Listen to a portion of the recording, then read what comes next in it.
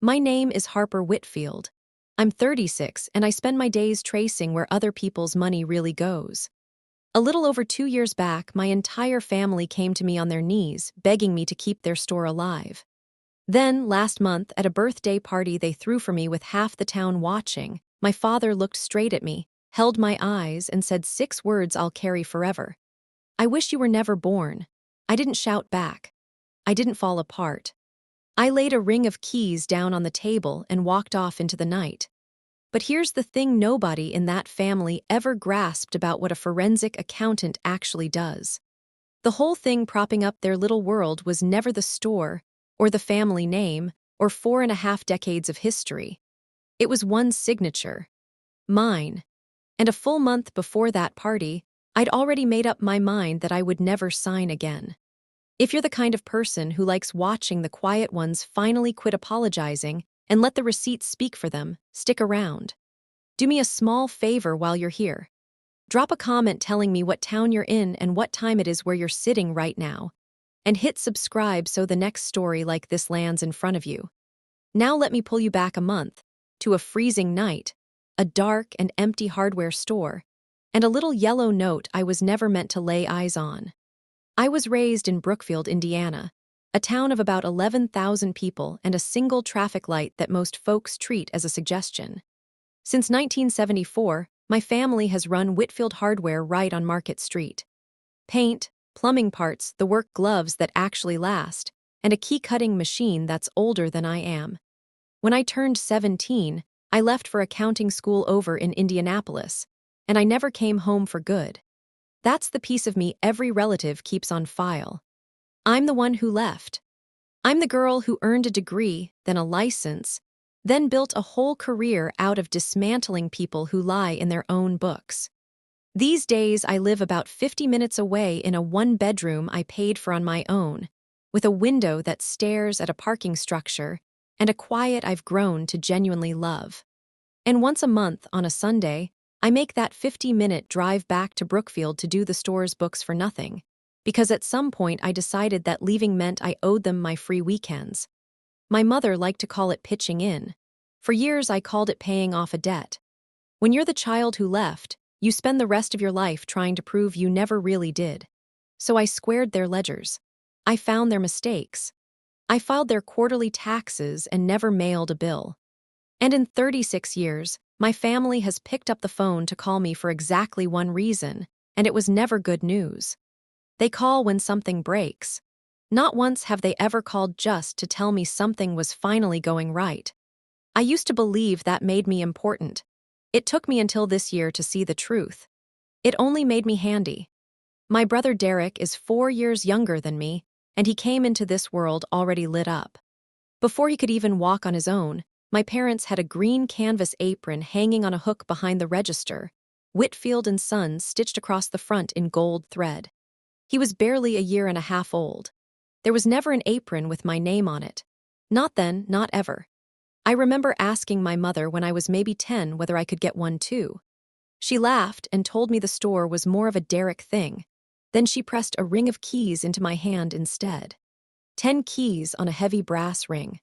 Front door, stockroom, register, the safe, the back gate. Somebody dependable ought to hold on to these, she said, like she was handing me a trophy. It wasn't one. What it meant was that I was the kid opening up at 6 on Saturday mornings. I was the one locking the doors when Dad's back gave out. I was the one kneeling on the cold concrete counting the drawer while Derek got a ride to his baseball games. My mother had this line about the two of us she recycled my whole childhood. Derek's a natural with people. She'd tell the neighbors, the customers, anybody standing near enough. That boy could sell a furnace in the middle of July. Then she'd glance my way and add, in the exact same sweet tone, and Harper, well, Harper's good with numbers. She said it like a runner-up ribbon. For the longest time I just let it sit there, a tiny sliver I never bothered to dig out. I kept telling myself an apron was only an apron. But you don't hand a little kid a set of keys because you trust her. You do it because you've already picked which child you'll brag about, and it's never the one carrying the keys. 2.5 years ago, the store nearly went under. A giant chain hardware place opened up 15 miles out near the interstate, and Whitfield Hardware hemorrhaged customers for 8 months straight. The bank started making noise about pulling the credit line. My father quit sleeping. My mother began calling me 3 times a day, and for once those calls weren't about a tax form. They needed someone to guarantee a loan.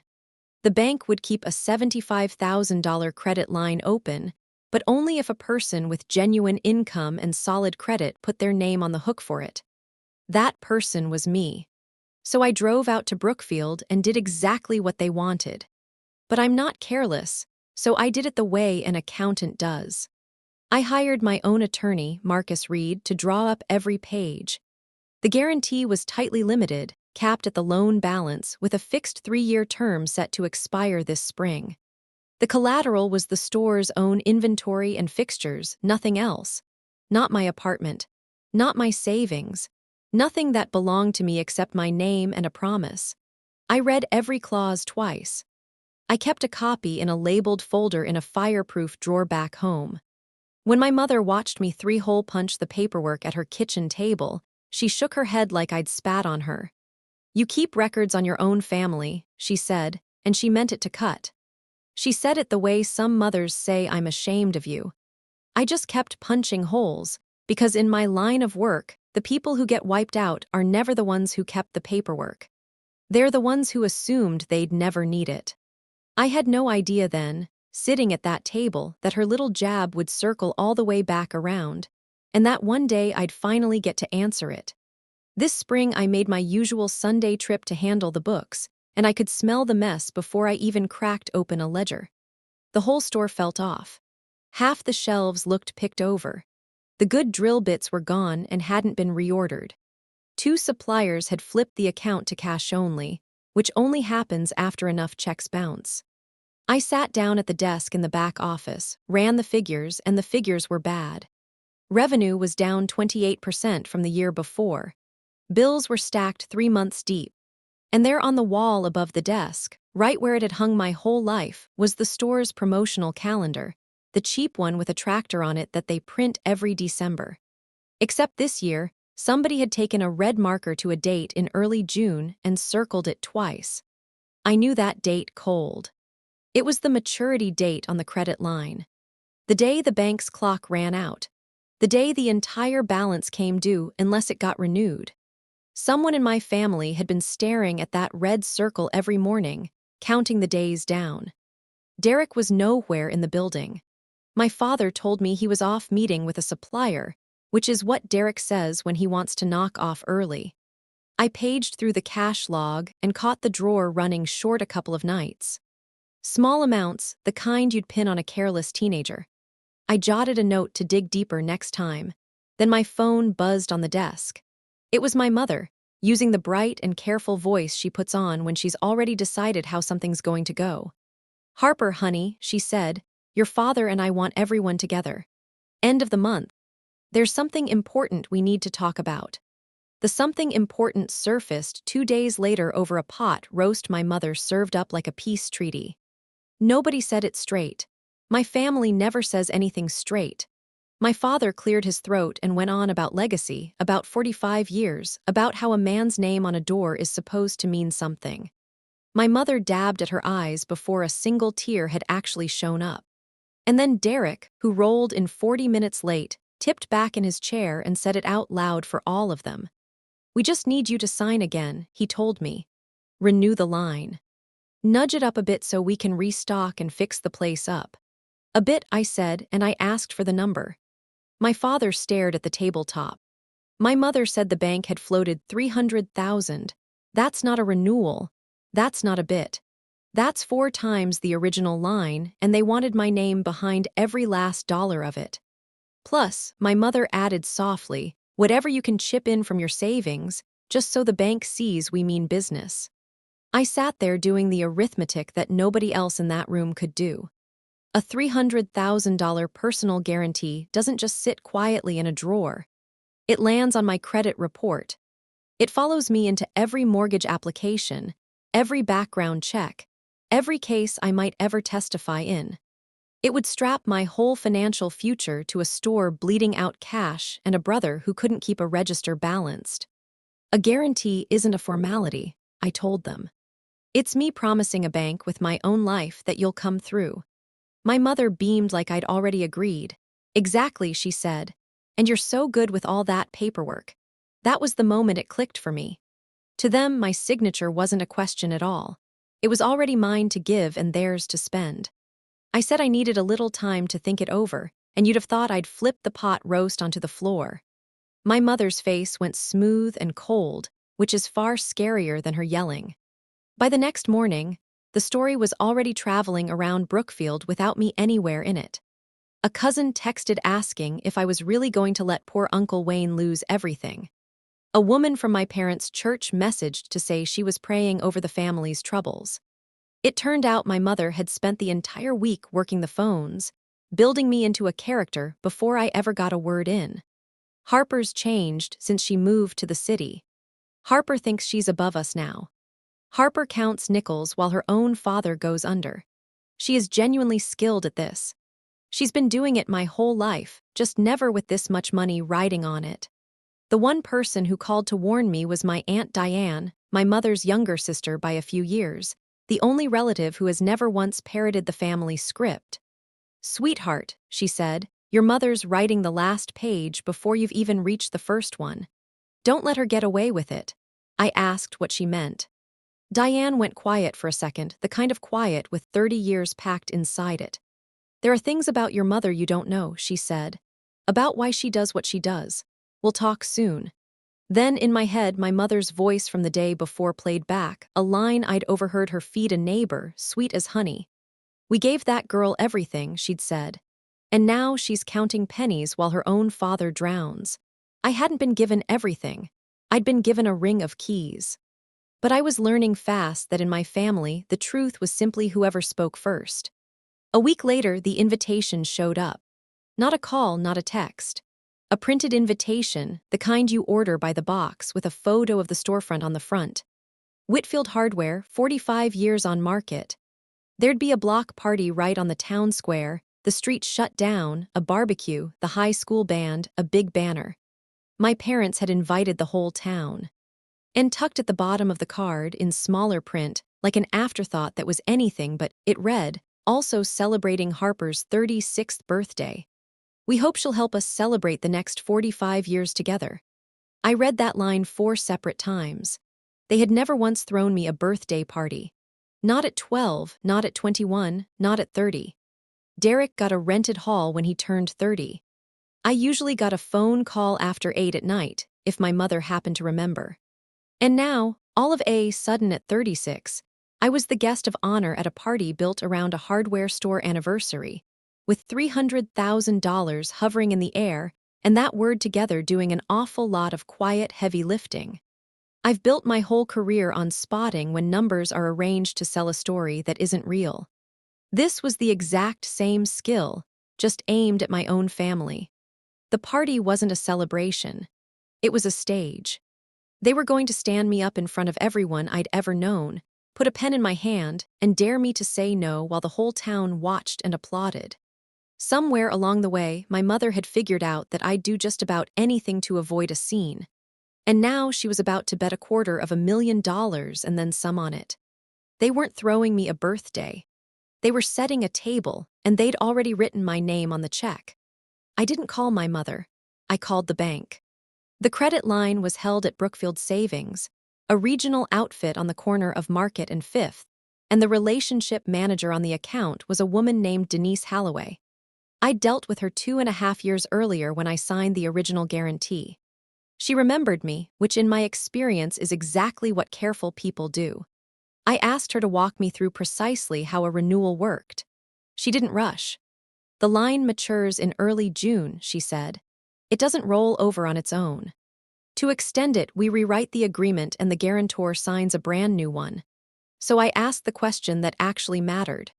Could anyone sign that thing on my behalf? "No," she said, almost amused. "Nobody can sign a personal guarantee for you. That's rather the whole point of one. It has to be you in person in wet ink." And if I didn't sign, I asked, Then there's no qualified guarantor on the renewal, she said. The business would have to qualify on its own, or the line matures and the full balance comes due. As evenly as I could manage, I asked whether the store could qualify by itself. There was a pause, the careful kind. I can't discuss the borrower's standing with you, she said, but I'd strongly encourage you to think very hard before you agree to anything. I thanked her and hung up, and I sat in my apartment for a long while, 50 minutes from Brookfield, staring at a parking structure with a folder locked in a fireproof drawer. For the first time in my life, I understood the true shape of what I'd been hauling around all these years. The store didn't run on the Whitfield name. It ran on my signature. And a signature is the one thing on this earth that nobody can rip away from you. You have to choose to hand it over. And I had just decided I never would again. Derek called me the following week, which is a joke all on its own. He never calls me. He wanted to talk about plans, not the loan. In his head, the loan was already done, filed, and approved. He wanted to talk about the remodel. New signage out front, a second register, maybe punching out the back wall for some kind of contractor pickup lane, whatever that meant. He rambled for 10 straight minutes about a store that didn't have the cash to reorder drill bits. And not once did he ask whether I was even going to sign. I let him run, the way you let a witness keep talking. Then I asked him flat out about the drawer coming up short. The nights the cash log didn't line up with the register tape. He didn't even slow down. That's nothing, he said. Sometimes I float myself a little for gas, you know how it is. It's the family store. I asked how much a little added up to over the course of a year. He laughed, the easy laugh of a guy who's never once balanced a checkbook. Relax, Harper, he said.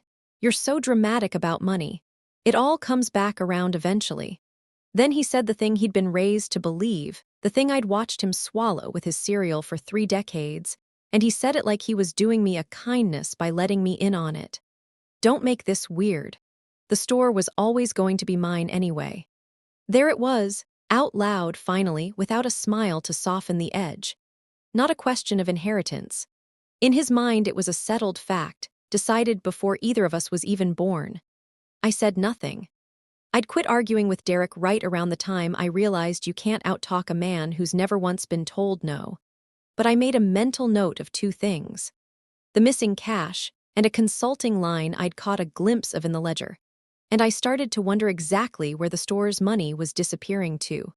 My mother's pressure came dressed up as love, the way it always does.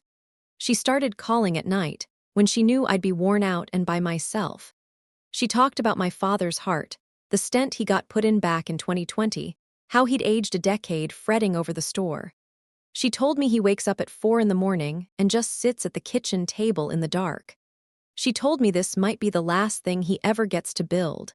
And did I really want to be the reason it all came crashing down? You're the only one who can do this, she said, which is the sentence she's used my entire life to mean, you're the only one I expect anything from. My father, through all of it, stayed silent. He'd get on the line for about 30 seconds, say your mother's right, and hand the phone back. I used to think that meant he was the soft one, just swept along by her. I was starting to see it differently.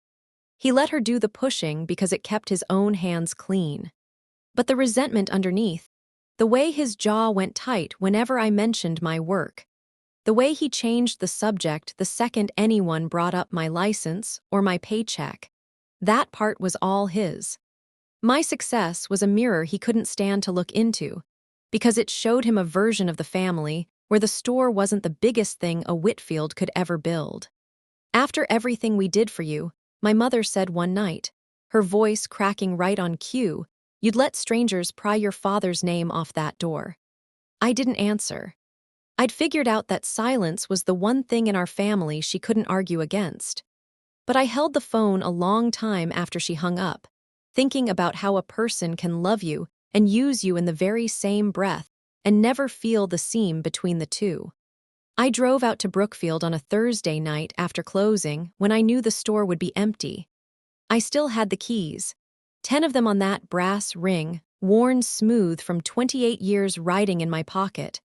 I let myself in through the front, flicked on the back office light, and left the rest of the place dark. I'd told my parents I wanted to get a jump on the quarter. That was true. It just wasn't the whole truth. I pulled the cash logs for the past 16 months and laid them next to the register tapes, line by line, the way I do it for a client I suspect. And a pattern rose up out of the paper like a watermark. The drawer came up short on a rhythm. Never huge. $50 here, $70 there, $90 on a busy Good Friday. Small enough that any single night looked like a sloppy teenager. But stretched across 16 months, it added up to something that was not sloppy at all. It was a habit. A system. I thought about my mother's voice in that kitchen all those years back, the disappointment dripping off it. You keep records on your own family. I sat alone in that little pool of office light, surrounded by 45 years of paint cans and blank key blanks, and I almost laughed. Yes, I keep records. And that night, I was deeply, coldly grateful that I did, because my family was asking me to put $250,000 behind a store that was already leaking money out of a hole nobody wanted to name. So I followed the leak. The shortfalls all pointed toward one expense line I'd noticed before and brushed off. A recurring payment labeled consulting, going out every month to a name I didn't recognize. I copied the account number onto a slip of paper, locked up, and drove the 50 minutes back to the city with my hands clamped tight on the wheel. It took me one evening at my kitchen table to crack it, because the people who hide money from accountants are almost never accountants themselves. The consulting payments were flowing to a limited liability company registered with the Indiana Secretary of State. The filing was public record. All I needed was a website and a cup of coffee. The registered agent, the organizer, the sole member, every line on that form spelled out the same name, Derek Whitfield. My brother had set up a company. Then he'd hired his own company to consult for the store and sign the store's checks straight to himself.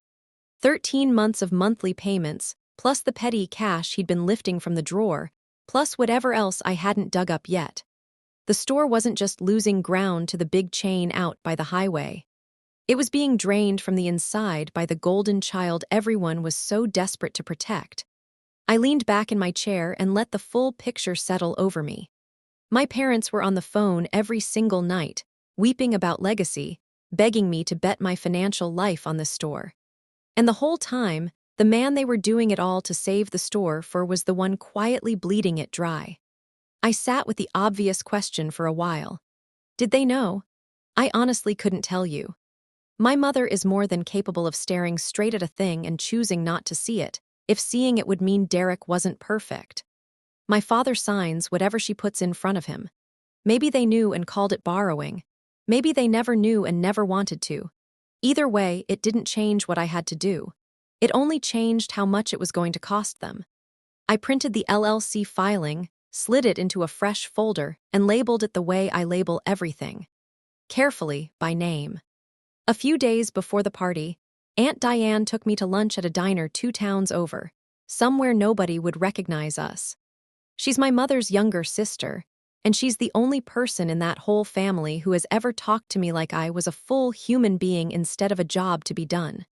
She stirred her coffee for a long time before she started. "You need to understand where your mother comes from," she said, "or you'll spend your whole life thinking this is about you." It isn't. She told me about their childhood. About how their own mother, my grandmother, gone more than 20 years now, had a favorite. And it wasn't Sandra. It was Diane, the pretty one, the easy one. The one who got the brand new coat while Sandra wore the hand-me-down. "Your mother grew up as the kid nobody picked," Diane said. She swore up and down she'd never do that to her own children, and then she went and did it anyway. She just flipped it around. She made Derek the chosen one so hard that she never even noticed she'd turned you into her. I sat with that. There's an ugly kind of symmetry to it, isn't there? The girl who never got picked grew up, picked, and handed another little girl the keys. She isn't really protecting Derek, Diane said. Not deep down. She's protecting that little girl nobody ever chose. Every time she gives him everything, she's handing it to herself. Then she reached across the table and set her hand over mine. "That's the why," she said. It is not an excuse. Don't you ever let a single person tell you it's an excuse. I didn't cry. But for the first time in 36 years, I understood my mother. And the strange part is, it didn't make me want to sign. It made me absolutely certain that I never would. You don't heal a wound by passing it down the line. You stop it. There was one more trip I made out to Brookfield before that lunch with Diane, and it's the reason I stopped guessing about their plan. I went on a Sunday afternoon, when I knew my father would be down in Indianapolis at a hardware trade show, and Derek would be anywhere on earth except behind a register. All I wanted was my own copy of the original loan file, the one kept in the office, so I could line it up against my records. The old desk drawer jammed the way it always had. I wiggled it, tugged, and it finally slid open. Right there on top, not even tucked away, sat a thick manila envelope stamped with the Brookfield Savings logo. It had my name on it, so I opened it. Inside was a renewal and increase application, already completed, already printed. The figures were typed in clean and confident, $300,000. And down on the guarantor line in neat block letters was my full legal name, Harper A. Whitfield. Beside it sat an empty box waiting for ink. Nobody had asked me. They'd simply printed me in, the way you'd set out a chair for a guest who has no idea they've been invited. Clipped to the front was a yellow sticky note in my mother's looping handwriting, the same handwriting from every birthday card that ever showed up after 8 at night. I can still picture every word. Harper signs at the party. Have your father ask her in front of everyone. She won't turn him down with people watching. I stood there in the dim office and read it 3 times. Behind me on the wall, that cheap tractor calendar still hung with the maturity date circled twice in red. They were never planning to ask me. They were planning to stage a question in public, rigged so that the only acceptable answer was yes. The blank line on that page wasn't waiting for my signature. It was waiting for my silence, the same silence I'd handed them my whole life. I pulled out my phone, photographed every page in that note, slid the envelope back exactly the way I'd found it, and locked the door on my way out. Let me pause here for just a second, because I know some of you are practically shouting at your screens right now. If you've ever discovered that your own family cooked something up behind your back and stuck your name on it before you said a single word, put a period in the comments. I read all of them. And be straight with me. Should I have marched into that store and had it out with them right then? Stay with me, because I didn't take the loud road. The next morning I called Denise Halloway, and this time I skipped the general questions. I told her plainly that I'd seen a completed, printed renewal and increase application for the Whitfield hardware line, listing me as the guarantor for $300,000. I asked her one thing. Had I ever authorized that?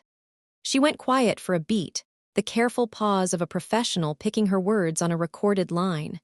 We did receive an application from the borrower, she said, and it does name you as a proposed guarantor. But let me be clear, Ms. Whitfield. A proposed guarantor is not a guarantor. Nothing binds you without your signature. I told her I wanted that noted in the file in writing. That afternoon, I sent a letter, drafted with 2 clean sentences from Marcus Reed. It stated that I had not authorized and would not be signing any renewal, extension, or increase of the Whitfield hardware credit facility, and that no signature attributed to me should be treated as valid unless I executed it in person, in front of bank staff, in wet ink. Denise wrote back within the hour confirming she'd received it and logged it.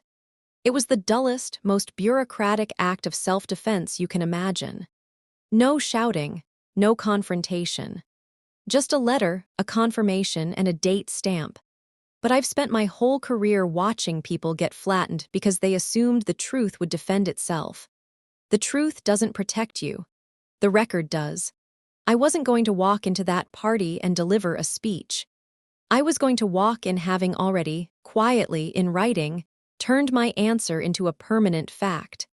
They could perform their little question in front of the entire town. My answer was already sitting at the bank with a timestamp and language no amount of public applause could erase. I'll be honest about the temptation, because I think you'd feel it too. Part of me wanted to drive out to Brookfield, drop the LLC filing on the kitchen table, and watch my mother's face fall apart. Part of me wanted to post all of it, the drained till, the consulting checks, the company in Derek's name, and let the town do what small towns do. I didn't. Not because I'm some kind of saint, I'm not. I held back because I've spent 15 years watching what happens to people who go loud with a case that's only half built. They tip off the other side. They hand the guilty party time to shred documents, to spin a story, to cry victim before anyone else can speak. So I built my file the way I'd build one for a courtroom. Bank statements, not screenshots. The public LLC filing, not rumor. 16 months of register tapes matched against the cash log, reconciled and totaled. No recordings, no diary, nothing a lawyer could wave off as a hunch. Just numbers, dated and sourced, the kind that don't pick sides and don't crack under pressure. Then I did the hardest thing a person who loves order can do. I waited. Because I knew something they didn't. A $300,000 increase doesn't just get rubber stamped. The bank re-underwrites it. They pull the financials. They actually read them. The very process my family was certain would rescue them was the process most likely to expose what Derek had done, and they were marching straight toward it behind a high school band. I didn't need to raise my voice. I just needed to stop lending it. So I closed the folder, let the calendar tick down, and let the machine my own family had built roll around to meet them. The most devastating thing you can do to people who are counting on your reaction is to give them none at all. The night before the party, I got ready the way I get ready for a deposition. I laid a plain navy dress across the chair. I charged my phone. And I put together one thin folder, the loan letter to the bank, the LLC filing, the reconciled cash logs. Not to wave around, not to perform with, but so that if I got accused in front of 200 people of throwing my father to the wolves, the truth would be within arm's reach. I wasn't planning to use it. I was planning to stay calm. But you carry the receipts even when you hope you won't need them, especially then. I lay there thinking about everything I'd been for 36 years, the one who left, the one who held the keys, the convenient one, the numbers one, the daughter you call when something breaks and never when something's good. For all those years, I'd fixed their problems quietly in a back office after closing, on my own weekends, and told myself it meant I was loved. It meant I was useful. Those aren't the same thing, and it had taken me far too long to feel the gap between them in my own chest. The next day, they were going to stand me up in front of the whole town and put a pen in my hand. And for the first time in my life, the quiet I'd always given them was going to be the one thing they couldn't survive. I turned off the light and slept better than I had in weeks. 50 minutes away in Brookfield, my mother was probably ironing a tablecloth and rehearsing my father's lines, sure the whole show would run exactly as written. She'd bet $250,000 and change that I'd never cause a scene. She was right about that. I just wasn't going to star in hers. The town square looked lovely, I'll give them that. They'd blocked off the street in front of the store. String lights ran back and forth over Market. A barbecue smoked at the curb, and a banner as long as 2 cars read Whitfield Hardware, 45 years on Market. Half of Brookfield had turned out. People I'd gone to high school with, kids of their own now. My father's poker buddies. 3 pews worth of churchgoers. And Derek working the crowd in the green apron with Whitfield and Son stitched across the chest, shaking hands like a man collecting an inheritance ahead of schedule. Up near the front sat a folding table draped in a cloth with a microphone on a little stand. I parked 2 streets over and walked in, navy dress, thin folder in my bag. The first thing my mother did when she spotted me was grab both my hands like we were the closest people alive. "There she is," she called out to the folks nearby. Our Harper drove all the way out for us. All the way out, like 50 minutes was an ocean, like I hadn't been driving it for free for a decade. Someone shoved a paper plate at me. Someone else wished me a happy birthday and then, in the same breath, asked when the big remodel was starting. The whole crowd had been fed a story, and in that story I was already a yes. My father stood near the table in his good shirt and wouldn't meet my eyes, which is exactly how I knew the script was loaded. The band finished a song. My mother touched his elbow. He lifted the microphone, tapped it twice, and the square went quiet under the string lights. 45 years, he began, and his voice did the thing it does right before he asks for something. 45 years this family has kept these doors open for this town. Then he turned, slow and deliberate, and finally looked straight at me. And tonight, he said, we keep them open for 45 more. Together. My mother moved like she'd rehearsed it because she had. She crossed to the folding table, lifted a corner of the cloth, and pulled out the manila envelope I'd found in that desk drawer. She slid the papers free, smoothed them flat, and set a pen on top. A nice one, the kind you buy for a moment you want people to remember. Then she waved me forward with a warm, public smile. "Harper, honey," she said, close enough to the microphone that the front rows caught it. "Come on up. Just a quick signature so your father can finally sleep at night." The crowd made that low, encouraging murmur crowds make, and a scatter of applause started before I'd taken a step, people half turning to watch the good daughter do the right thing. I felt every eye in that square land on me at once. There's a specific kind of pressure in being asked to be generous in front of the people who watched you grow up. They engineer it that way on purpose, because most of us would rather sign our whole lives away than play the villain in front of the church ladies. Derek drifted over to stand beside my father, hands in his apron pocket, grinning. As I moved toward the table, he leaned into a cousin next to him and said it low, but not low enough. The same words from the phone call, worn smooth by a lifetime of certainty. "Don't sweat it," he murmured. "The store was always going to be mine." He said it about a store he was emptying with his own two hands. He said it standing in an apron with his name on it, in front of a sister who'd never gotten one. And something about hearing it out loud in public with that pen sitting there waiting made the whole thing finally simple. My mother held out the pen. The square hushed, waiting for the easy yes they'd all been promised. I looked at the pen and I didn't take it. "I'm not signing tonight," I said. I didn't whisper it and I didn't shout it. I said it the way you read a verdict, loud enough for the front rows, level enough that nobody could later call me hysterical. My mother's smile locked in place, still aimed at the crowd. "Harper," she said through it, "don't be difficult. It's only a renewal." I shook my head once. "It's not a renewal. It's a $300,000 guarantee." And no, the murmur in the square shifted pitch. People who'd been clapping a moment before went still. Someone near the barbecue stopped talking mid-sentence. A guarantee is not a birthday present, and saying so out loud in front of everyone broke the spell my mother had spent 2 weeks weaving. She recovered fast, the way she always does, and turned the warmth up. "Sweetheart, your father has worked his whole life." "I know what he's worked for," I said. "And I love you. I do." I let that hang there because it was true and because I wanted the whole square to hear that this wasn't hate. I love you, and I'm not putting my name behind that loan. Both of those things are true at the same time. It's a strange kind of power, refusing calmly. People brace themselves for a scene, and when you don't hand them one, they don't know where to put their outrage. My father's face had gone a deep, blotchy red. Derek's grin had curdled, and my mother, for one unguarded second, looked genuinely stunned. Not hurt. Stunned. The way a person looks when a tool they've used for 36 years suddenly won't work in their hand. She'd bet $250,000 that I'd rather sign than embarrass them in public, and I just very quietly, in front of the whole town, called the bet.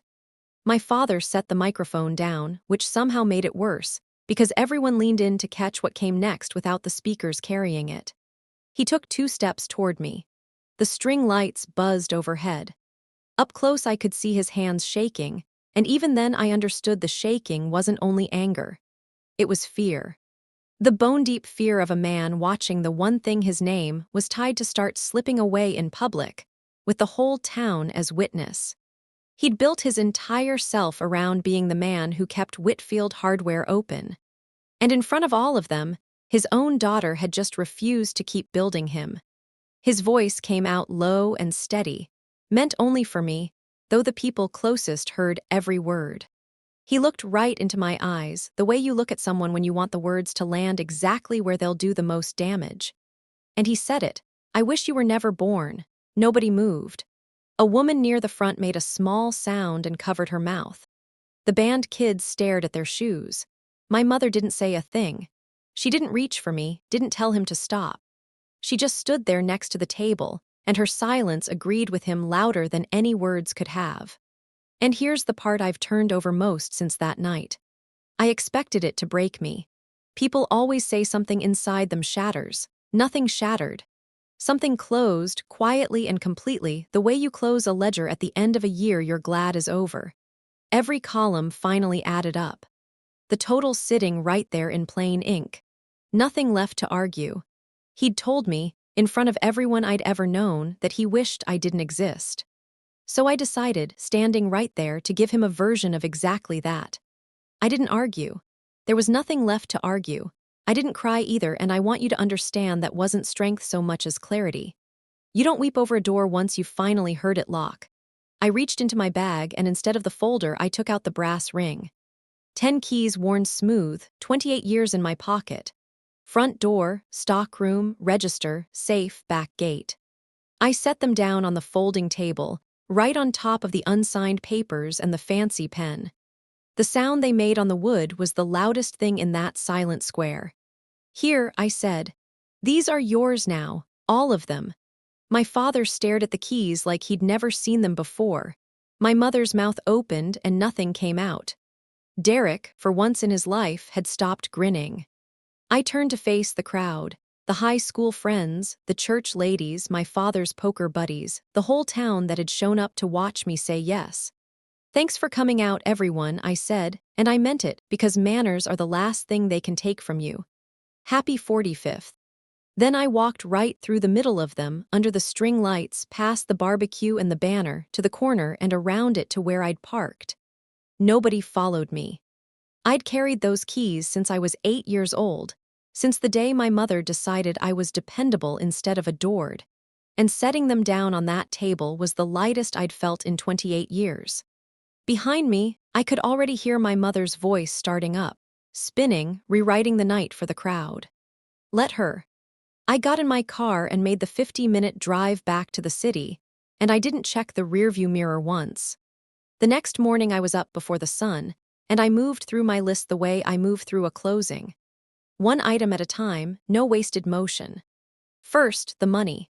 I had $42,000 in savings, the down payment I'd been building toward a place of my own, and I moved every dollar of it into a new account at a bank my family had never touched, under nothing we shared. Not because anyone could legally get at it. They couldn't. I just wanted a clean line drawn between my future and their emergency. Second, a place.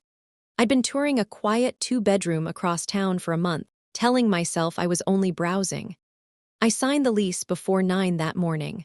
Farther out, harder to find, with a spare room I had zero intention of ever offering to anyone from Brookfield. Third, and most important, the signature that was never coming. I called Marcus Reed, and we sent a final, formal letter to Brookfield Savings, copying Denise Halloway. I would not renew, extend, or increase the Whitfield Hardware Credit Facility. The existing guarantee would expire on its own terms at maturity, and any document carrying my name as guarantor on any new or larger facility was unauthorized and void. Certified mail, date stamped, done. Then I switched off my phone, which had 43 missed calls and a voicemail from my mother that started sweet and ended on the word selfish. People will tell you I disappeared that morning. I didn't. Disappearing is what scared people do. I simply stopped being available for emergencies that were never mine to carry. I packed my bags, moved my money, found a new place, and made my no a matter of permanent record. And then, for the first quiet morning in my entire life, I made coffee in a kitchen where nobody was counting on me to fix a thing. I pieced together what happened next from Diane, who called me every few days with the weather report out of Brookfield. At first my family did what they always do. They waited me out. She's pouting, my mother told the relatives. She'll come around, she always does. Harper can't stand a loose end. Derek texted me twice, once to call me dramatic, once to tell me I was really hurting Mom, and then went silent when I didn't reply. They were so certain I'd fold that they spent the first week doing absolutely nothing, just circling the date because the date was coming. That cheap tractor calendar still hung on the office wall with the red circle around early June, except now it wasn't a target anymore. It was a fuse. A week after the party, Brookfield Savings sent the borrower a formal notice that the line would mature on schedule, that the full balance would come due, and that the pending renewal couldn't proceed without a qualified guarantor. My father read that letter at the kitchen table at 4 in the morning, in the dark, exactly the way my mother had once described him to guilt me into signing. Except now, there was no daughter on the other end of the line to fix it. They kept counting the days, and so did I. They were counting down to the moment I'd finally cave, drive out, and sign.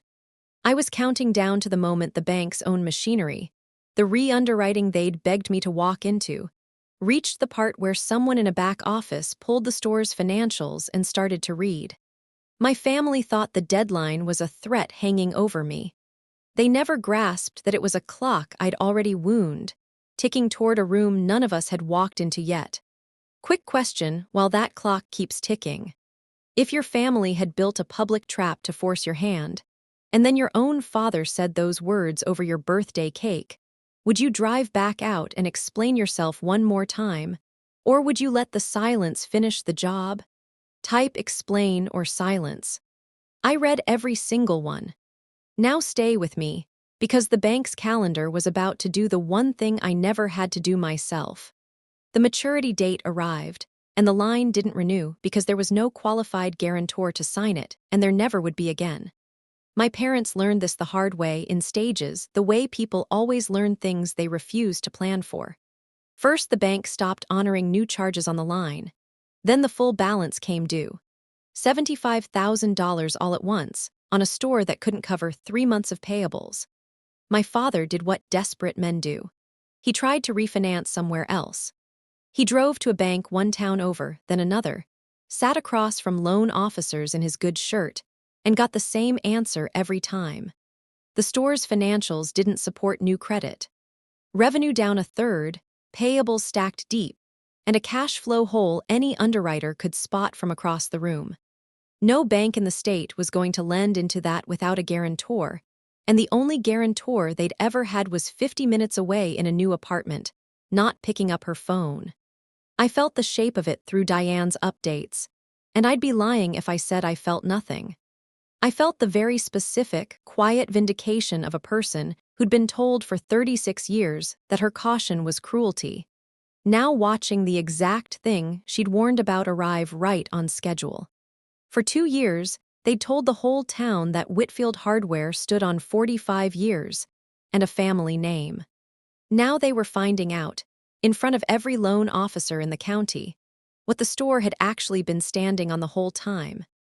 Not the name over the door, not my father's 45 years. One signature from the daughter they wished had never been born, and she'd stopped lending it. My mother went to war the only way she knows how, with a story.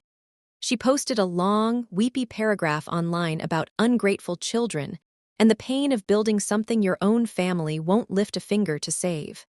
Kayla, Derek's wife, shared it with 3 crying emojis and a line about people who forget where they came from. For a day, it worked the way it always had. A few sympathetic comments, a neighbor or 2 clutching pearls. But this time there was a problem my mother hadn't accounted for. Half the town had been standing in that square. They'd heard my father say it. And grief is a hard sell to people who watched you drive the knife in. The comments started turning. Someone wrote, "Gently, Sandra, didn't Wayne say something awful to her at the party?"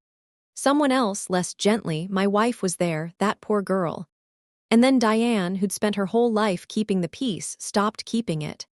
She commented under my mother's post, in public, for everyone to read. My sister left out a few things. Harper saved that store 2 years ago when nobody else could. She did the books for free for 10 years. And the night of the party, her own father looked her in the eye in front of the whole town and told her he wished she'd never been born. You want sympathy? Tell them that part. My mother deleted the post within the hour. But you can't delete a town's memory, and you can't unring a bell 200 people heard at once. The narrative she'd controlled my entire life, the one where I was cold and she was wronged, finally slipped out of her hands. And once a story like that starts falling apart in public, it doesn't stop at the part you'd prefer it to. Denise Holloway called me a few days later, professional and careful, exactly as she'd always been. The bank, she said, had scheduled a meeting with the borrower to discuss the matured facility and some findings from the renewal review. As a named party on the original guarantee, I was entitled to attend. She wasn't asking me to come. She was telling me I could. I thought about it for a full day. Then I put on the navy dress again, drove the 50 minutes out to Brookfield, and walked into the Brookfield Savings branch on the corner of Market and Fifth with my thin folder under my arm. The conference room had a long table, a wall of glass, and the kind of fluorescent light that makes everyone look like they've been crying whether they have or not. They were all already there when I came in. My mother in her church clothes. My father gray-faced, smaller than I remembered. Derek jittery, his foot bouncing under the table. Kayla beside him. And I hadn't expected this, Diane in the back, who gave me one small nod that did more for me than any speech could have. Denise sat at the head with a man named Gary Preston, the branch manager, two thick folders squared neatly in front of them. There was a calendar on that wall too, a bank one, all business, no tractor. And the date it was open to, the date that needed no circle because it didn't have to, was today. The maturity date. The day the clock I'd wound a month earlier finally ran all the way down. My family looked at me when I walked in with the same expectation they'd had at the party. That I was here at last to cave, to sign, to fix it the way I always fixed it, quietly in a back room on my own time. My mother even smiled a little. She thought I'd come to surrender. I'd come to be in the room when the truth did. Denise opened the meeting plainly. The line of credit matured today, she said. The full balance is due. The renewal cannot proceed without a qualified guarantor's signature, and we've received written notice that the previously named guarantor is not signing. Every head turned to me. I said the only thing I'd come to say, level, hands folded on my folder. I'm not signing. That's correct. My mother's voice cracked right on cue. Harper, you're killing your father. She reached for the manipulative tears, the ones that had worked for 36 years. I just held still. You can't argue with a person who refuses to perform, and I decided long before that room that I wouldn't perform. Then Denise turned a page and continued in the same even tone, and the temperature in the room changed. There's a second matter, she said. During the renewal review, our underwriting flagged a pattern of cash discrepancies in the store's deposits over the past 16 months, along with recurring payments from the business to an outside company. That company is registered to one of the account's authorized signers. She didn't say his name. She didn't have to. Derek went the color of paper. Before this bank extends any credit, Denise said, those findings have to be resolved. That's when the calm in the room broke. But it didn't break on my side of the table. It broke on theirs. Derek shot to his feet, knocking his chair back. She's lying. Harper set this up because she's jealous. She's always been jealous. My father put his face in his hands. My mother turned on me, the tears suddenly gone, her voice low and venomous. You always did keep records on your own family. She meant it one last time as a wound. I looked at her, and for the first time in my life, I answered the sentence she'd been using against me since I was a child. Yes, I said, I do. It's the only reason all of this is on the record and not on me. Gary Preston cleared his throat and brought the room back to the only language a bank speaks. The facility had matured. The balance was due. The collateral on the original guarantee was the store's own inventory and fixtures. Not my home, not my savings, only what the business itself had pledged. To satisfy the debt, those assets would be liquidated, and the discrepancy findings would be referred for review before the borrower could be considered for anything new. He said it the way professionals say hard things, without cruelty and without mercy, just facts laid out in a row. My father didn't argue. He'd gone somewhere quiet inside himself, the gray-faced quiet of a man who has just understood that the thing he built will be sold off to pay for the thing his son took. Derek was still going, still pointing at me, still calling it jealousy, until Gary said evenly that perhaps Derek should speak with his own attorney, and the room finally went silent around him. I stood up. I had one thing to say, and I'd known the shape of it for weeks. I looked at my mother, then at my father, and I kept my voice as level as a ledger. "I'll always love you both," I said, "and I will never again be the name you sign your mistakes against. Those aren't the same thing, and I'm done pretending they are." Diane rose with me. Denise gave me the smallest professional nod, the nod of one careful person to another, and said, "Thank you for coming in, Ms. Whitfield." I picked up my folder, the one I never even had to open, and walked out of that glass room into the June afternoon. 50 minutes later, I was home in a kitchen where nobody was counting on me, and I haven't driven back to Brookfield since. Whitfield Hardware closed in August. The inventory was liquidated to cover the matured loan. The fixtures went to a salvage outfit. The old key-cutting machine was bought by a man who runs a shop 2 towns over. The new owner of the building gutted it for a physical therapy clinic, and the first thing he did, Diane told me, was call a locksmith and rekey every door. So the only set of keys that ever really mattered, the brass ring I'd carried since I was 8, opened nothing at all anymore. Derek's company didn't survive the daylight. The skimming and the consulting checks became a matter between him, the bank, and eventually a lawyer, and the golden child spent the fall learning what consequences feel like for the first time in 32 years. The aprons, including the green one with Whitfield and Sons stitched in gold, ended up in a 50-cent bin at the estate sale, and I'm told nobody bought them. My parents downsized to a rental on the edge of town. The whole county knows the real story now. My mother stopped going to that church. And my father, the man who wished I'd never been born, sent me exactly one message in October. "I shouldn't have said that. I'm sorry, I haven't answered it yet. Maybe I will. Maybe an apology that small, that late, deserves a reply just as small and just as careful. But I'm in no hurry, and I no longer feel like I owe anyone my weekends to prove it." The store was never always going to be Derek's. It turned out the store was never really anyone's, except the bank's, and for 2 short years, mine. And I gave it back the only way that would ever stick, by keeping my own name.